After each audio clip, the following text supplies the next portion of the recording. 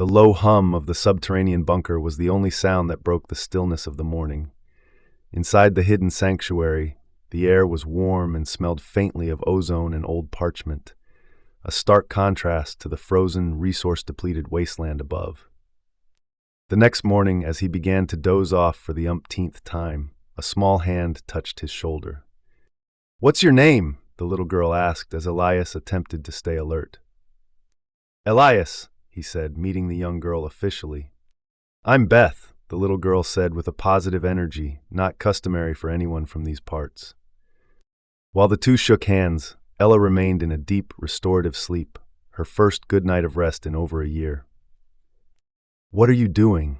Beth asked as Elias sat before the glowing wall of monitors, his eyes struggling to stay open as he continued tracking the silent, white world outside. Elias explained that he had to keep an eye on the property outside, and the cameras help him do that. Beth sat beside him, her legs dangling from a chair that was far too large for her. Unlike most survivors of the war that had plunged the country into darkness, Beth was a curious young girl who didn't know much about the war. She had a pleasant and welcoming personality. She was friendly to a fault, which was a trait most people lost or chose to forget. "Are you hungry?" Elias asked as he reached into a small chest beside his desk and pulled out a modest box. With a rare, softened expression, he handed it to the girl. Inside were homemade rations that he made. In a world where fresh water, heat, and consistent food were disappearing, the sweet bread was a miracle. As she ate, Beth's voice filled the room, her words tumbling out with a chatty energy that Elias hadn't encountered in years.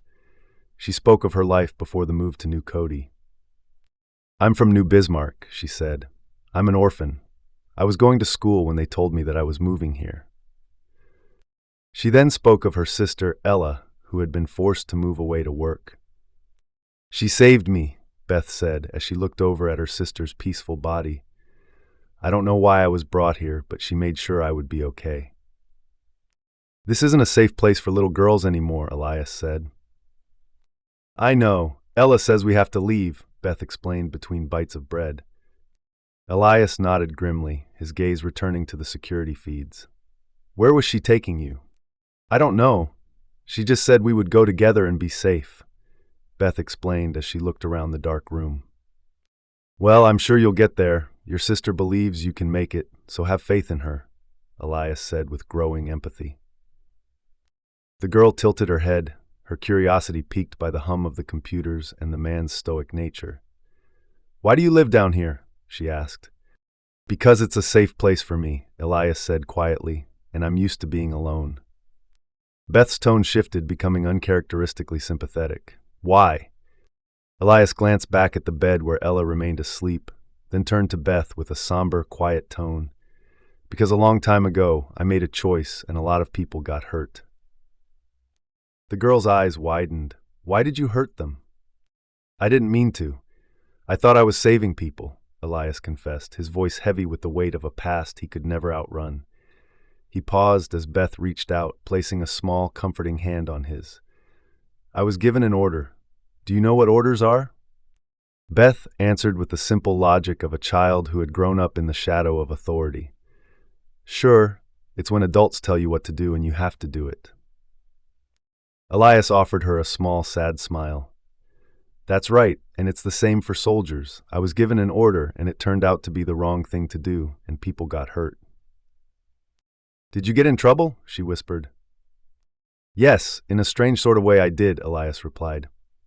Beth opened her mouth to ask for more details, her youthful inquisitiveness almost annoying in its persistence, but the conversation was abruptly cut short. On one of the monitors, the heavy snow was disturbed along the path up to the house. Elias's body tensed instantly, the soldier replacing the man. He stood up, his movements sharp and purposeful.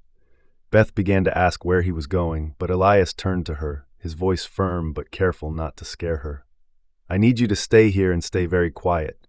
You need to watch those screens and protect your sister. Can you do that?" Recognizing the gravity of the moment, Beth looked at him and gave him a childlike soldier's salute.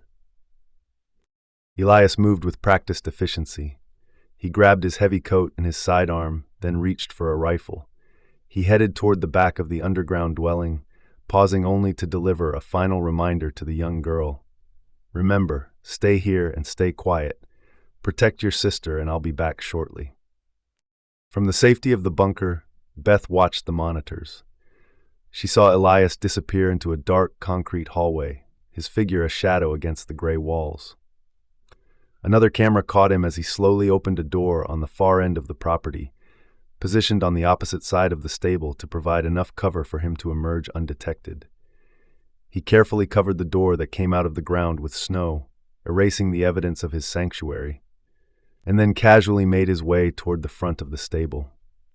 As he rounded the corner, he saw the threat that had been haunting the region. Sawyer and 4 men were exiting a truck that had a snowplow fixed onto the front. One of these men, the guard that Ella lied to get clear of New Cody. They stood in the middle of the yard, the engine of the plow rumbling like a beast in the frozen silence. It was the meeting neither would want. A collision between a man who lived by his own code and a man who sought to own everything left in the world.